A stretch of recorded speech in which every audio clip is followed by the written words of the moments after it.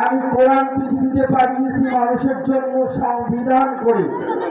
ইন্নাল্লাযী ফারাদা আলাল কুরআন, আল্লাহ রাব্বুল আলামিন বলেন পৃথিবীতে সকল মানুষের জন্য কোরআন আমি পৃথিবীতে নাযিল করেছি। কোরআন পৃথিবীতে আমি পাঠিয়েছি।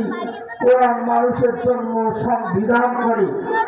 এই কোরআনুল কারীম পৃথিবীতে শুধু তাবিজ লেখার জন্য আসে নাই। এই কোরআনুল কারীম পৃথিবীতে শুধু নামাজ পড়ার জন্য আসে নাই। এই কোরআনুল কারীম পৃথিবীতে শুধু তেলাওয়াত করার জন্য আসে নাই। এই কোরআনুল কারীম পৃথিবীতে শুধু আসে নাই মানুষ মারা যাবে 40 দিনে কোরআন খতম করবে, এই জন্য কোরআনুল কারীম পৃথিবীতে আল্লাহ রাব্বুল আলামিন নাযিল করেন নাই। কোরআনুল কারীম নাযিল করেছেন মানুষের সংবিধান হিসাবে। বলেন সুবহানাল্লাহ। এই কোরআনুল কারীমে এমন কোন বিষয় নাই আল্লাহ রাব্বুল আলামিন নাযিল করেন নাই।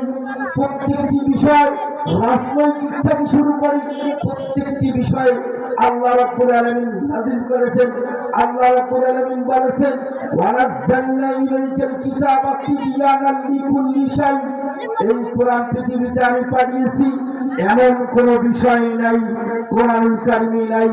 এই কোরআনুল কারীমে সুদের কথা আছে, এই কোরআনুল কারীমে হারামের কথা আছে, এই কোরআনুল কারীমে মদের কথা আছে, এই কোরআনুল কারীমে গাঁজার কথা আছে, ফেন্সিডিলের কথা আছে।